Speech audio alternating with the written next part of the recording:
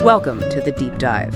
Today we're tackling 2 millennia of history, culture, destruction, and, well, rebirth. We're distilling it down. We're immersing ourselves in the dynamic heart of the Rhineland. Cologne, Germany. Our mission, pretty simple, really. Extract the essence of this incredible Rhine city. We want to cover its transformation from, a Roman colony right up to a modern powerhouse. It's 2,000 years in one conversation, so let's unpack this incredible journey. It absolutely is a colossal journey. And what's immediately fascinating, I think, is just the endurance of the place. Cologne isn't just old, it's one of Europe's oldest continuously inhabited major settlements. Just think about that scope for a second. You've got a city founded by Romans, becomes a massive medieval spiritual hub, then gets almost totally flattened in the 20th century, and somehow it bounces back, keeping this amazing sense of humor and tolerance.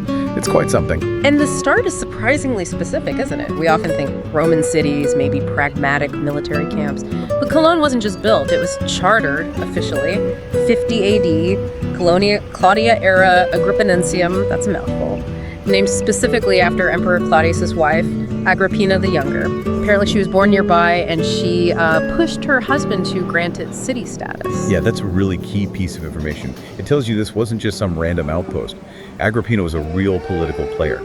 Naming the city after her, that meant immediate imperial favor, connections. And if you connect that to the bigger picture, that strong Roman foundation, the paved roads, aqueducts, the walls, it actually still shapes the city's DNA today. You can almost see the ghost of the original Roman street grid influencing, where some modern streets run. So in those early years, Cologne was vital. Our sources really highlight its role as the administrative capital of Germania Inferior, a key commercial spot on the Rhine, and a major military outpost guarding the frontier. Was it already a melting pot back then? Oh, absolutely.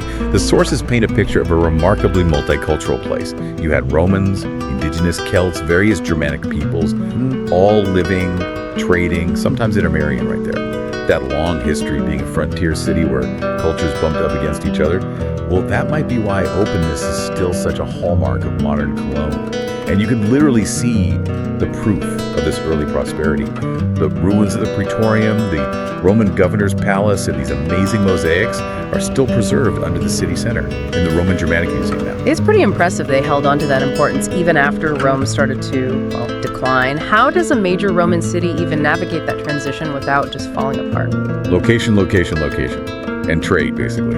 The empire might have fractured, but the Rhine River, that didn't stop being a major European highway. Cologne just leveraged its spot, kept those connections going across Europe. It got wealthy fast as the sort of central hub for trade routes, linking the North Sea ports all the way down to the Mediterranean. And this wealth, this commercial clout, that helped elevate its status even more, especially in the High Middle Ages. It seems like the year 1164 is hard to overstate. That is the crucial turning point. 1164. Archbishop Reinald of Dassel brings the supposed relics of the 3 wise men from Milan to Cologne. Now, this was just a religious thing. It instantly transformed Cologne, made it one of the most important pilgrimage destinations in all of medieval Europe, right up there with Rome, Santiago de Compostela. Wow. So how did getting these relics actually translate into power on the ground? Was the economic boom, immediate? Exponential is probably the right word. Think of it as this massive medieval economic engine kicking into gear. Huge numbers of pilgrims meant huge spending. They needed inns, food, security, financial services, all of it. This spiritual treasure instantly made Cologne one of the richest, most influential free imperial cities north of the Alps. And the massive civic response to house these incredibly valuable relics. That was the start of the Kölner Dom, the Cologne Cathedral in 1248. The plan was for it to be the grandest cathedral in Christendom, nothing less. And that commercial strength, that financial muscle, it was formalized too, right? They joined a major economic power bloc. Exactly. They were a crucial, very powerful member of the Hanseatic League. For anyone listening who doesn't know, the Hanseatic League was basically this huge network of trading cities, mostly in Northern Europe. They cooperated for mutual economic benefit, defense, influence. Cologne's wealth was so significant they could afford these massive defensive fortifications. You can actually still see some of the surviving city gates today, like Eigelstein and Severn-Storburg. Really impressive structures. Okay, let's talk about a period where things maybe slowed down a bit. We know the Reformation swept across Germany in the 16th century. It's interesting, though, while a lot of the region went Protestant, the sources say Cologne kind of doubled down on Catholicism. Yes, and that actually isolated them somewhat for a time.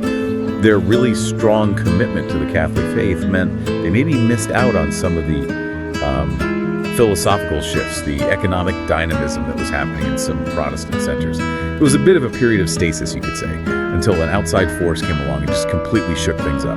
Napoleon. Right, Napoleon's occupation, starting in 1794. How did the French influence really change the city fundamentally? Well, it basically broke the back of the old medieval institutions. Napoleon's administration brought in secularization big time. He stripped the church and the monasteries of their immense power and wealth, and he introduced modern, centralized legal codes, administrative systems. This secular cleanup, kind of ironically, cleared the path for the huge growth that was about to happen under Prussian rule in the 19th century. Which brings us right to industrialization. The Prussians took over, and Cologne becomes this massive hub for steel, railways, manufacturing, and the sources point to one really big symbolic act during this time, finally finishing the cathedral. Yes. The completion of the Dom in 1880, after more than 600 years, it was a huge moment. And it wasn't just religious, it was this powerful statement of German national unity, a symbol of their industrial might, financial capability under the new German Empire. It really blended that religious devotion with national pride. But that industrial power, that's exactly what put a target on the city just a few decades later. We have to talk about the darkest chapter, World War II. As a major industrial and logistics hub, Cologne was just subjected to brutal, sustained bombing raids. The statistics are just horrifying. Between 1940 and 1945, something like over 90% of the inner city buildings were destroyed or severely damaged.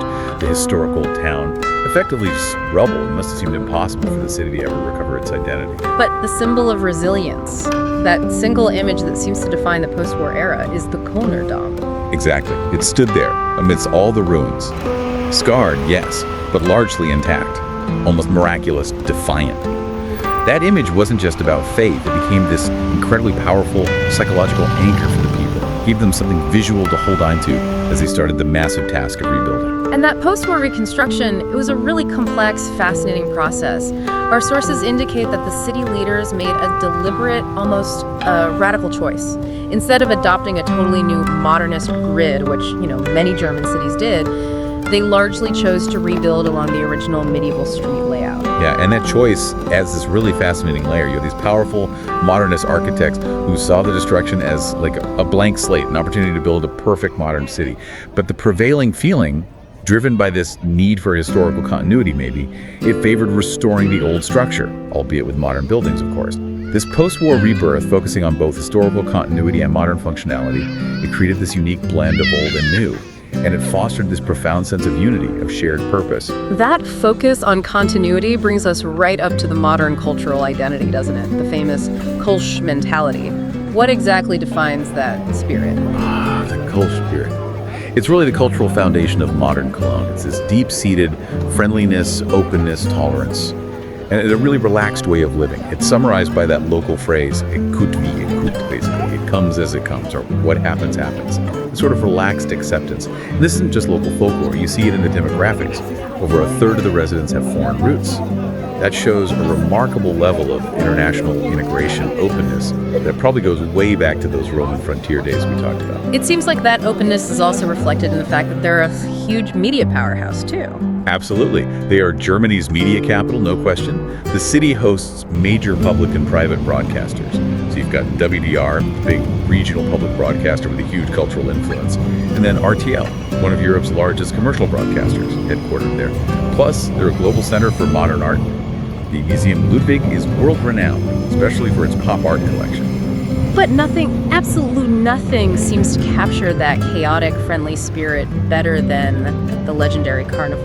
Or the carnival every February. The carnival, it's like the spiritual release valve for the entire year. It's a complete societal takeover. It technically starts on November 11th, but it peaks like crazy in February.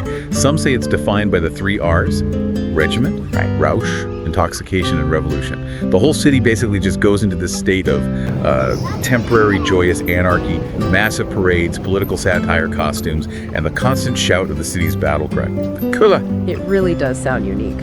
Okay, let's pivot slightly to the scale and the specifics of the modern economy. Cologne is Germany's fourth largest city. We're talking over 1.1 million residents, and that centerpiece, the Dom, still dominates.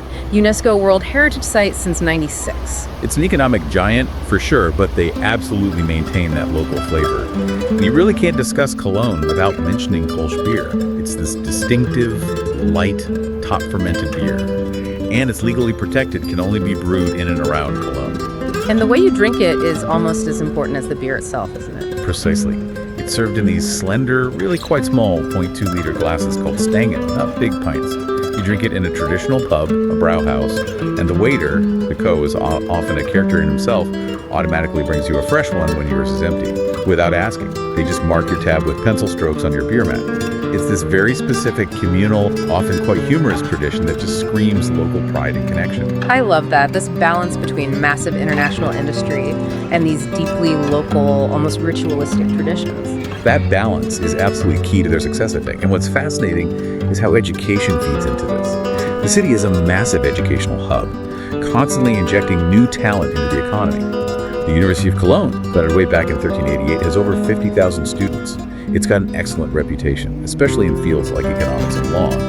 And crucially, for attracting global talent, public university education in Germany is high quality and, well, very affordable. Often little or no tuition. So if we look at the economic engine today, it's not just media, right? What else fuels that modern powerhouse claim? Sure, it's diversified. The automotive industry is still huge. Ford Europe has its headquarters there, big research and manufacturing operations. That's a solid base. But they've pushed hard into other areas. Logistics is massive given their location. Biotech is growing fast, IT as well. And maybe reflecting that Hanseatic past, Cologne is a major international fair and convention city. The Colmes Exhibition Center hosts huge global events like Gamescom, one of the world's biggest gaming conventions, and Photokina for photography. So they're leveraging that history as a central trading hub, Hanseatic League, Rhine Trade, but now it's for digital goods, international conventions, that sort of thing. Exactly right. They've kept that commercial DNA, but just modernized the product. Okay. And all this feeds directly into the quality of life. The city is known for being really welcoming to expats. English is widely spoken. And it offers this great balance. Efficient public services, a strong sense of community, and a cost of living that's pretty moderate, especially compared to, say, Munich or Frankfurt. So we have just covered this incredible 2,000-year journey from a Roman camp named after an empress through the Middle Ages powered by relics, rising dramatically from the ashes of World War II. And today, sitting as this creative, cosmopolitan hub for media, tech, and learning, quite a story. And looking ahead, Cologne isn't standing still. The current Cologne 2030 master plan has a heavy focus on sustainability. They've got this ambitious goal to become carbon neutral by 2045. That means smart transport initiatives, green building, continued investment in inclusivity innovation. They keep pushing. Which leaves us with a final thought for you, the listener, to maybe mull over. Considering Cologne's history of constant, sometimes brutal change, that Roman foundation, the isolation during the Reformation, 90% destruction in the war, what is the hidden anchoring power of these seemingly small, deep-seated traditions? Think about the Kolsch dialect, that unique local beer served in tiny glasses by the coups, the annual, almost anarchic chaos of carnival. How do these cultural quirks manage to anchor a city's distinct, enduring, and remarkably friendly identity across millennia? Maybe think about what specific, unusual elements define the unique spirit of your own community. Definitely something to ponder until our next deep dive.